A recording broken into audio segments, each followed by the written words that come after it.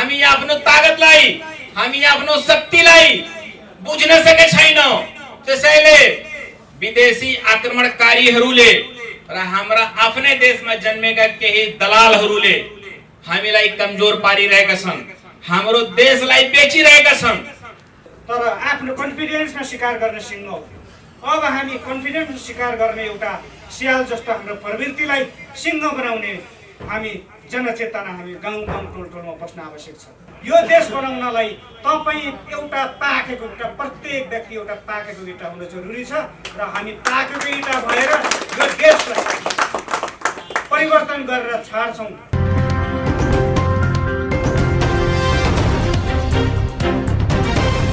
परिस्थितिमा तपाईहरुको समयको व्यस्तताका कारण पनि आज यस कार्यक्रममा उपस्थिति हुनुभएकोमा म सचिवालय सदस्य सुमन कुमार बलामी र सिङ्गो सचेत नेपाली पार्टीको तर्फबाट यहाँलाई हार्दिक स्वागत गर्दछु।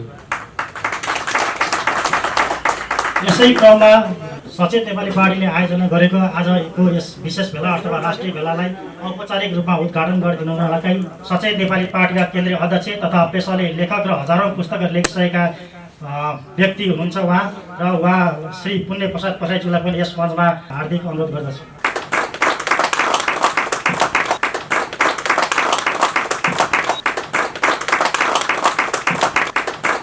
हाम्रो देशका ज्ञात अज्ञात शहीदहरूप्रति पनि म हार्दिक श्रद्धाञ्जली अर्पण गर्दछु।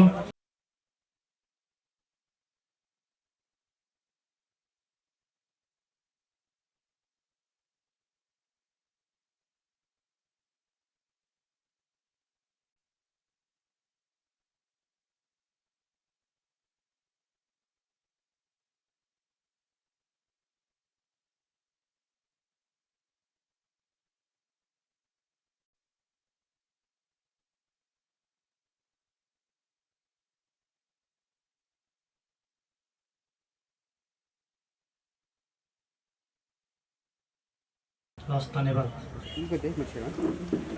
सचिवालय लगायत सम्पूर्ण कुना कक्षाबाट यो सचेत नेपाली पार्टीको राष्ट्रिय भेलालाई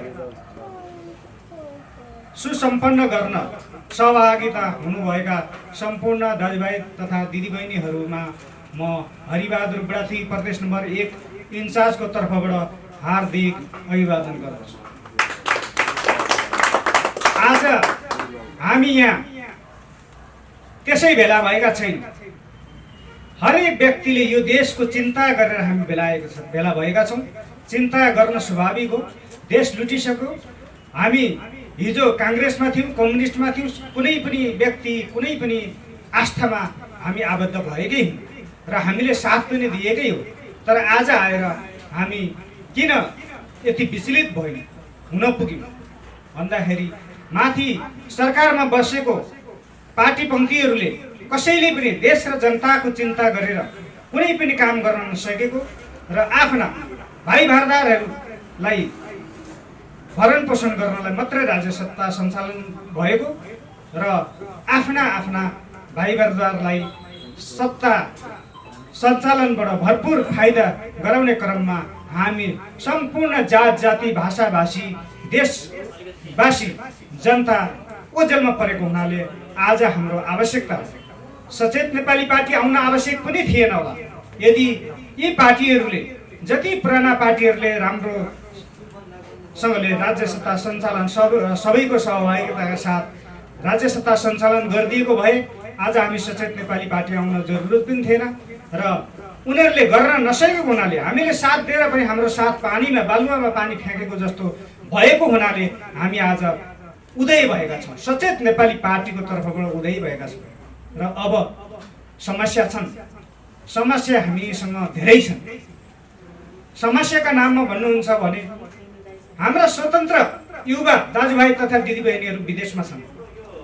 उहाँहरूलाई देशप्रतिको दिनरात आघात चिन्ता छ।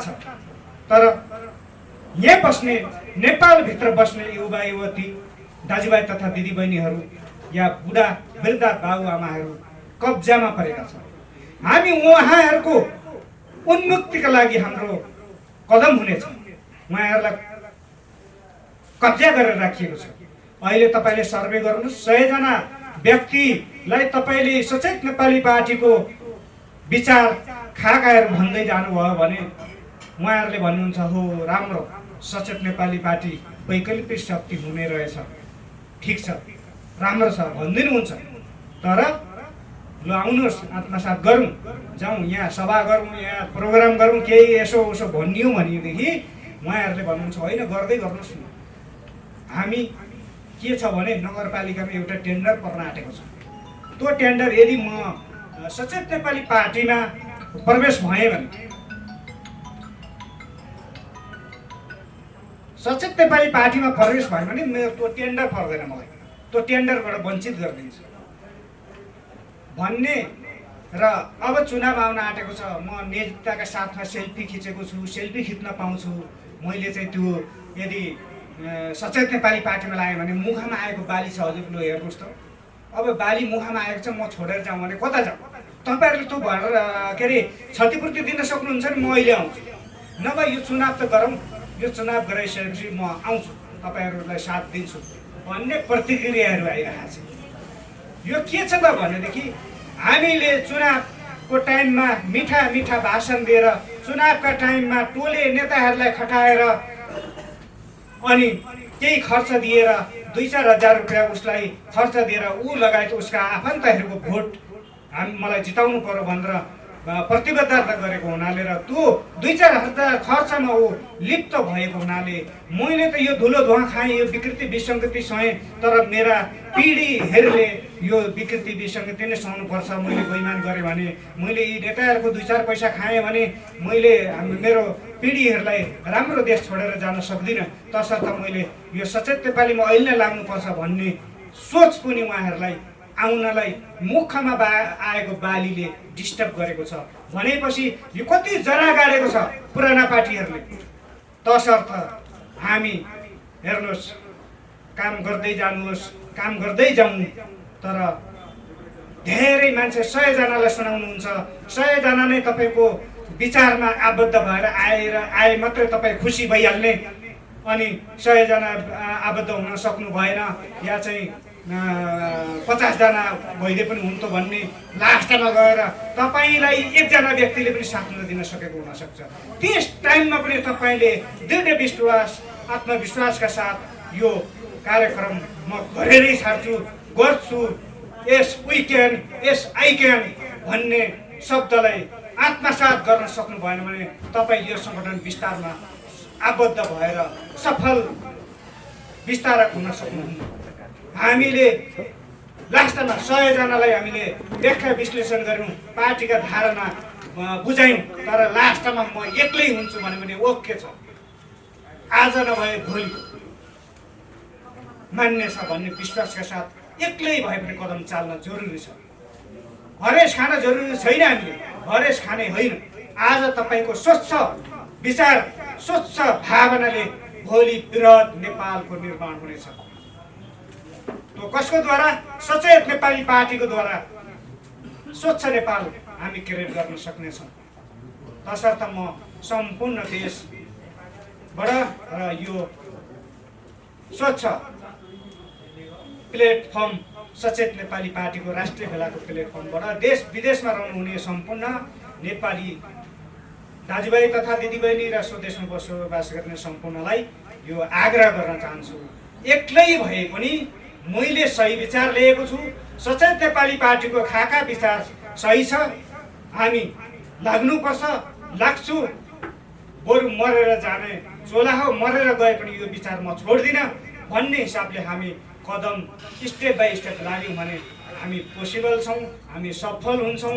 र अब त्यति सजिलो चाहिँ छैन। अब हामी सङ्गठन विस्तारका क्रममा 13 र 14 गते कार्यक्रम हाम्रो सुरु भएर अन्त्य हुँदैछ, 14 गते अन्तिम हुँदैछ। यो आउने चुनाव हाम्रो बाटामा परेको हो। अब हाम्रो अर्जुन दृष्टि चुनाव भनेको हाम्रो 5 वर्ष पछाडि आउने चुनाव।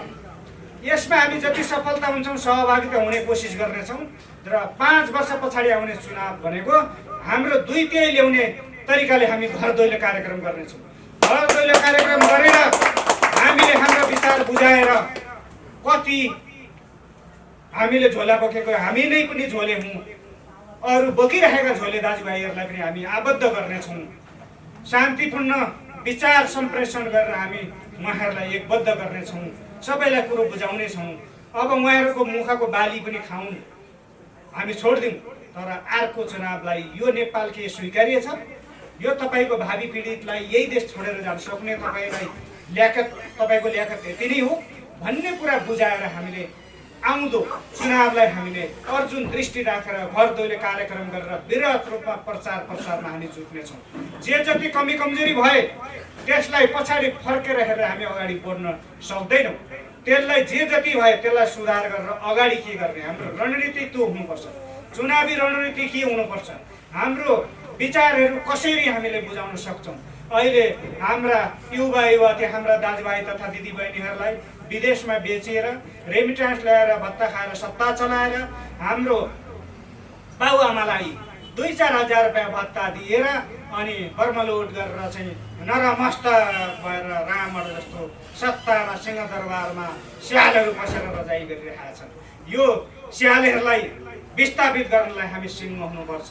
हामीले भनेका छौँ जनतालाई हामी नागरिक बनाउने र स्याललाई सिंह बनाउने। हामीसँग जो 2-4 हजार रुपियाँ भत्ता खाएर नेताको पछाडि बसेर झोला बोकेर खर्च लिएर चुनावमा होमिएर र गलत मेसेज बुझाएर आफ्ना लगायत आफन्तहरूका भोट लिएर नेतालाई बुझाएर हामी यो चुनावी प्रक्रिया छ, यो कार्यकर्ता सिस्टमको छ, यसलाई विस्थापित गरेर हामी स्याललाई सिंह बनाउने। हामीभित्र रहेको त्यो 2-4 हजार रुपियाँ खाने स्याल र सिंहको डिफरेन्स के हो त भन्दाखेरि लुकेर शिकार गर्ने स्याल हो, तर आफ्नो कन्फिडेन्समा शिकार गर्ने सिंह हो। अब हामी कन्फिडेन्समा शिकार गर्ने एउटा स्याल जस्तो हाम्रो प्रवृत्तिलाई सिंह बनाउने हामी जनचेतना हामी गाउँ टोलमा बस्न आवश्यक छ। जनता बनेर भाषण नरमस्तक उखान टुक्काका सहित भाषण गरेर भाषण सुनेर चुनावको टाइममा चाहिँ वृद्धाभत्ता यसले दिन्छ, यसले यो मेरो काम गरिदिन्छ, यो नेता मेरो पकडमा हो, मैले भनेको मानिदिन्छ भनेर नरमस्तक भएर जो हामी जनता भएर जनताको लेभलमा राखेर हामीलाई शोषण गरिएको छ। अब जनता होइन, हामी नागरिक हुने हो। हाम्रो देशमा प्रधानमन्त्रीको हो, कुन पार्टीले के काम गर्न सक्छ, कसले के भिजन दिन सक्छ भनेर हामीले जान्न जरुरी छ। अहिले विराट रूपमा मैले गर्दाखेरि स्याललाई समग्रमा भन्दा स्याललाई सिंह बनाउने र जनतालाई नागरिक बनाउने। स्यालको प्रत्येक सिंह हामी सिंह हुनुपर्छ, प्रत्येक व्यक्ति सिंह हुनुपर्छ र भएको स्याल प्रवृत्ति भएको हाम्रो सिंहमा परिणत गर्नुपर्छ भन्ने मैले यसमा मेरो बुझाइ हो र पार्टीको पनि यो आधिकारिक धारणा हो। त्यसकारण सम्पूर्णले यो विचार लिएर जानैपर्छ, घर दैलो कार्यक्रम गर्नैपर्छ। यो बाटोमा आएको चुनावलाई जे जसरी हामी सहभागी गर्छौँ, केन्द्रीय सचिवालयदेखि लिएर हामी नै हो, सम्पूर्ण ठाउँमा हामी नै हो। हामीले सल्लाह सुझावका साथ जे जति गर्न सक्छौँ त्यो गर्छौँ र अर्को 5 वर्ष पछाडि 2 ल्याउने र यो संविधान परिवर्तन गरेर जनता नेपाली नागरिकको अनुकूल संविधान बनाएर देशलाई समृद्ध र सुखी नेपाली बनाउने हाम्रो प्रणका साथ सफलता प्राप्त गर्नको लागि अग्रसर हुनेछौँ। र अहिले धेरै समस्या छन्, गाउँघर प्रदेश अगाडिबाट सक्रिय गराएर पछाडिबाट सक्रिय गराएर अगाडि पुगेर फेरि पछाडि फर्किँदाखेरि सबै सुतेको अवस्था देखिराखेको छ। त्यो किन त भयो भन्दाखेरि हाम्रो पार्टीलाई कुनै एनजिओले चलाएको होइन। हाम्रो पार्टी स्वतस्फूर्त आफ्नो खर्चले अहिलेसम्म चलाएका छौँ। जे जति यहाँ प्रस्थान गर्नुभएको कसैलाई सायद भाडा हालेर कसैले ल्याएको होइन, यो केन्द्रले बोलाएको होइन होला, सबै आफूले पैसा खर्च गरेर हामी आएका छौँ। जति आएको छ स्वतस्फूर्त आएका छौँ र अब हामी एउटा लेबी सिस्टम गरेर जनमानससँग पुग्ने एउटा कार्यक्रम लिएर जाने हिसाब राख्नेछौँ। त्यो कार्यक्रम बनाउनेछौँ। त्यो कार्यक्रम अब लेबी सिस्टम गऱ्यौँ भने हामी छिटोभन्दा छिटो हामी गाउँ बस्न सहज हुनेछ र स्वतस्फूर्त यति आएका छौँ। यो एउटा चिङ्गारी हो, डडेलो लाग्न बाँकी छ। अब हामी यी भ्रष्ट नेताहरूको प्रवृत्तिलाई डडेलो लाउनलाई हरेक तपाईँहरू एउटा घरमा पाकेको इँटा खोजेर घर बनाउनुहुन्छ, मजबुत घर बनाउन भने यो देश बनाउनलाई तपाईँ एउटा पाकेको इँटा, प्रत्येक व्यक्ति एउटा पाकेको इँटा हुन जरुरी छ र हामी पाकेको इँटा भएर यो देशलाई परिवर्तन गरेर छाड्छौँ। हामीले गर्ने हो, हाम्रै पालामा गर्ने हो भन्ने प्रणका साथ अघि बढ्नेछौँ भन्दै म 2 शब्द यही अन्त्य गर्न चाहे। धन्यवाद।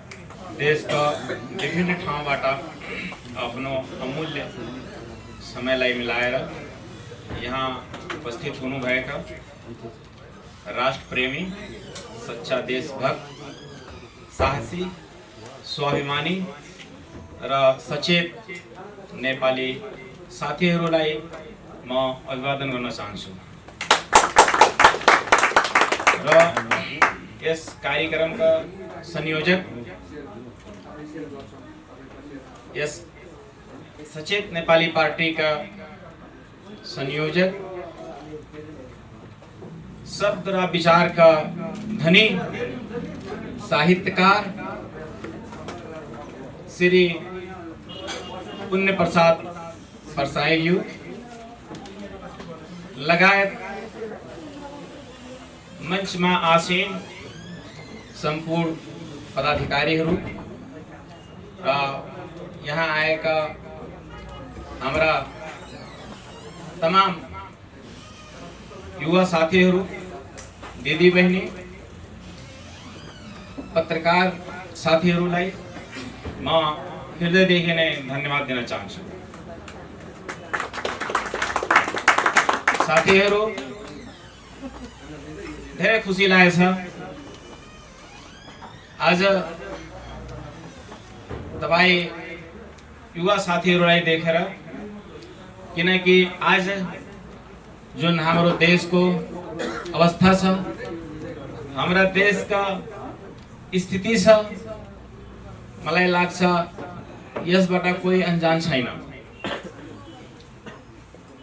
हामी सबैको चाहना हुन्छ देशमा राम्रो सुव्यवस्था होस्, सुशासन होस्, भ्रष्टाचार मुक्त समाज होस्, कोही कसैमाथि थिचोमिचो नगरोस्, सबै हाँसी खुसी आफ्नो जीवन व्यतीत गरून्, सबैको चाहना हुन्छ। तर यी चाहनालाई हाम्रा देशका केही पुराना भ्रष्टाचारी दलाल नेताहरूले चकनाचूर पारिदिएछन्। आज देशमा हिँड्दाखेरि जताततै भ्रष्टाचारीका चर्चा चलिरहेको हुन्छ। आज हाम्रा देशका नागरिकहरू नेतामाथि विश्वास गरिराखेको अवस्था छैन। हाम्रा देशका जनताहरू अलमलमा छन्, के गर्ने, कहाँ जाने, कुन पार्टीमा जाने। यसो आँखा डुलाउँदाखेरि सबै पार्टी, सबै नेता उस्तै उस्तै देखिन्छ। एकदमै अन्यलमा छ हाम्रो देशका जनता। तर साथीहरू, निराशाको यस धुन्धमा एउटा उज्यालोको किरण सचेत नेपाली पार्टीको रूपमा देखेको छ। हाम्रो शरीरको कुनै अङ्गमा कुनै रोग लाग्छ अथवा कुनै फोहोर लाग्छ त हामीले त्यसको उपचार गर्नुपर्छ र गर्छौं पनि। हामीले शरीरमा फोहोर लाग्यो भन्दैमा शरीर त्यतिकै छोड्दिने, त्यसको औषधि उपचार नगर्ने, त्यसको बारेमा चिन्ता फिकर नगर्ने भनेर हुँदैन। हामीले विकल्प खोज्नुपर्छ। यदि कुनै चीज नराम्रो छ भन्दैमा हामीले हताशिनु हुँदैन, आत्तिनु हुँदैन। हामीले साहसको परिचय दिनुपर्छ, बुद्धिको परिचय दिनुपर्छ र हामीले गलत चीजको विरोधमा, गलत कामको विरोधमा आटेर, साहस गरेर, हिम्मतको साथ अगाडि बढ्नुपर्छ। र जबसम्म हामी बुद्धि को राम्रो प्रयोग गर्दैनौ, आफ्नो साहसको सदुपयोग गर्दैनौ, आफ्नो हिम्मतको सदुपयोग गर्दैनौ। हामी दलाल, पुँजीपति, मक्कार, भ्रष्टाचारी नेता र कर्मचारीहरूलाई डराएर तर्सेर चुप लाएर आफ्नो घरभित्र बसिराख्छौं, तबसम्म हामीलाई न्याय मिल्दैन, हाम्रो देशको उद्धार हुँदैन। हामी सधैँ पीडित नै रहन्छौं र आफ्नो काम एउटा पुरानो उखान छ, आफ्नो गाउँ आफै बनाऊ। त्यस कारणले यो हाम्रो प्यारो देश नेपाल आज विश्वमा एउटा शक्तिशाली र स्वाभिमानी राष्ट्रको रूपमा चिनिएको छ। हाम्रा देशका गोर्खा सैनिकहरू, हाम्रा देशका युवा सपूतहरू, हाम्रा देशका साहसी युवाहरू पूरा विश्वमा हाम्रो देश नेपाललाई एउटा स्वाभिमानी र शक्तिशाली राष्ट्रको रूपमा चिनाउँदै आएका छन्। तर आज के भइरहेछ? आज हामी जताततैबाट थिचिएका छौं, मिचिएका छौं। जो आउँछ, जहाँबाट आउँछ, हामी माथि प्रहार गर्छ, हामी माथि आक्रमण गर्छ, हाम्रो अस्मितामाथि प्रहार गर्छ, हाम्रो स्वाभिमानमाथि प्रहार गर्छ। आखिर कबसम्म यसको चलिरहन्छ कि हामी यसबाट चिन्तित छौं? कहिलेसम्म हामी टुलु हेरिरहन्छौं? यी भ्रष्टाचारीहरूको मुख ताकेर बसिरहेछौं? होइन, अब यस्तो कदापि हुन सक्दैन। अब हामी हुन दिन्नौ। यो हामी सबैले प्रण गर्नुपर्छ। हामी सबैले आफैबाट बाचा गर्नुपर्छ। हामी अब हाम्रो देशलाई बिग्न दिन्नौ, हाम्रो देशलाई टुट्न दिन्नौ, हाम्रो देशलाई कुनै राष्ट्रबाट मिच्न दिन्नौ, चाहे त्यो जोसुकै होस्। हामी यो देशको माटोमा जन्मेका छौं र हाम्रो देशको माटोमा साहसी, सपूत र स्वाभिमानीहरूको रगतले हामी चाहिँ सिंचिएका छौं, हामी हुर्केका छौं। हामी चाहिँ हार मान्नेवाला छैनौं। हामी सत्तामा मातेर भ्रष्टाचारी दलाल नेताहरूलाई डराउँदैनौं। हामी आफ्नो देशलाई बिग्न दिन्नौ। हामी आफ्नो देशलाई दलालहरूको हातमा सुम्पिदैनौं। अब हामी स्वयं आफ्नो राष्ट्रलाई, आफ्नो राष्ट्रको जनतालाई, नागरिकलाई स्वाभिमानी बनाउँछौं र आत्मनिर्भर बनाउँछौं। साथीहरू, तपाईहरुलाई म अवगत गराउन चाहन्छु, हाम्रो देश नेपाल कुनै चीजमा कमी छैन। हाम्रो देशमा अनेकौं चीजहरू छ। के छैन हाम्रो देशमा? हामीले गर्न सके छैनौं। त्यो कमजोरी कसको हो? त्यो कमजोरी हाम्रो हो। हामी आफ्नो ताकतलाई, हामी आफ्नो शक्तिलाई बुझ्न सके छैनौं। त्यसैले विदेशी आक्रमणकारीहरूले र हाम्रा आफ्नै देशमा जन्मेका केही दलालहरूले हामीलाई कमजोर पारिरहेका छन्, हाम्रो देशलाई बेचिरहेका छन्। तर अब यस्तो हुन दिन्नौ। हामी प्रण गरौं, हामी बाचा गरौं, प्रतिबद्धता गरौं। अब हामी आफ्नो देशलाई कसैको खिलौना बन्न दिन्नौ। हामी कसैको, कुनै देशको कठपुतली बन्दैनौ। त्यसैले साथीहरू, आज मलाई निकै खुसी लागेछ तपाईहरुलाई देखेर। कम से कम तपाईहरु यति याद गर्नुभएछ। तपाईहरुको इमानदारीको, साहसको परिचय हो तपाईहरु आज यहाँ उपस्थित हुनु भएको छ। अब हामी प्रण गरौं, एउटा निश्चय गरौं। हामी यस सचेत नेपाली पार्टीलाई आफ्नो राष्ट्रको 1 नम्बरको पार्टी बनाउँछौं र यो देशबाट भ्रष्टाचार, मक्कार, दलाल, अवसरवाद नेताहरूलाई पन्छाएर आफ्नै देशका युवा, स्वाभिमानी, बुद्धिमान, गौरवशाली नेताहरूलाई, युवा साथीहरूलाई देशको जिम्मा लगाउँछौं, देशको सर्वोच्च कुर्सीमा आसीन गराउँछौं। देशको जिम्मेवारी अब चाहिँ भ्रष्टाचारीहरूको हातमा हामी धेरै दिनसम्म रहन दिन्नौं। हामी यो जिम्मेवारी, यो स्वाभिमान हामी हाम्रा देशका युवा सपूतहरूको काँधमा सुम्पिनेछौं। साथीहरू, तर भनेर मात्र हुँदैन। यो सानो पर्चा छ, हाम्रो पार्टीको घोषणा पत्र छ। यो किताबमा मलाई लाग्छ धेरै कुरा यस किताबमा छ र छुटे छाटेका कुराहरू यो पर्चामा छ। हामी यो पर्चालाई राम्ररी अध्ययन गरौँ, पढौँ, बुझौँ र चाहिँ हामी आफ्नो ठाउँबाट यो पर्चामा लेखेका कुराहरू, पार्टीका नीति र सिद्धान्तहरू, विचारहरू आम जनमानसमा फैलाऊं, सबैलाई परिचित गराऊं, जागरूक गराऊं। हाम्रो पार्टीको नीति के हो, सिद्धान्त के हो, हामी के गर्न चाहन्छौं। मलाई लाग्छ हाम्रा देशका जनताहरू धेरै कुरा बुझिसकेछन्, जागरूक भइसकेछन्। अब पुरानो जमाना गयो जब धेरै मानिसहरू अशिक्षित हुन्थे, शिक्षाको कमी थियो, साथीहरू अनजान थिए, अनभिज्ञ थिए, जागरूकता थिएन। त्यो समय पुरानो भइसक्यो। अब हाम्रा देशका युवा पीढी धेरै जागरूक भइसकेछ। हाम्रा देशमा धेरै ठुलठुला वैज्ञानिकहरू जन्मिसकेका छन्, विद्वानहरू जन्मिसकेका छन्।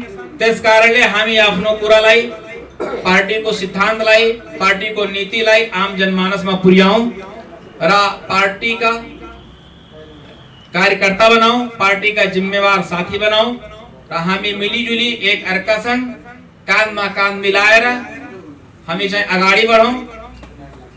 जबसम्म हामी एकजुट हुँदैनौं तबसम्म हामी सफल हुँदैनौं। जुन दिन हामी आफ्नो शक्ति, आफ्नो ताकतलाई चिन्यौं र हामी एकजुट भयौं, त्यो दिन दुनियाँको कुनै शक्तिले हामीलाई अगाडि बढ्नबाट रोक्न सक्दैन। त्यसकारणले साथीहरू, मलाई धेरै बोल्न आउँदैन, थोरै कुरा तपाईहरुमाझ राखेको छु। हाम्रो गाउँतिर एउटा उखान छ, थोरै बोल्ने धेरै सुन्ने, थोरै लेख्ने धेरै बुझ्ने भन्ने एउटा पुराना बुढापाका साथीहरूले भन्दै आएको छन्। त्यसकारणले धेरै भन्नु भन्दा बुझ्नु जरुरी छ। हामीले कसरी आफ्नो देशलाई निकास दिन सक्छौं, कसरी आफ्नो देशका विकास गर्न सक्छौं, कसरी आफ्नो देशका इज्जत र अस्मिता जोगाउन सक्छौं, यो हामी राम्ररी बुझेका छौं। आवश्यकता छ हामी एकबद्ध हुनु, हामी एकजुट भएर अगाडि बढ्नु र यस बाहेक जति कुरा गरे भने कम छ। हामीहरू आफ्नो साहसको, आफ्नो इमानदारीको, राष्ट्रभक्तिको परिचय दिँदै हामी पार्टीमा लागौं, पार्टीका नीति र कार्यक्रमहरू आम जनमानसमा पुर्याऊं, जनजनसम्म पुर्याऊं र आफ्नो जिम्मेवारीको इमानदारीको साथ निर्वहन गरौं। यति भन्दै म आफ्नो दुई शब्द यही टुङ्ग्याउन चाहन्छु। सबैलाई एकपटक फेरि धन्यवाद।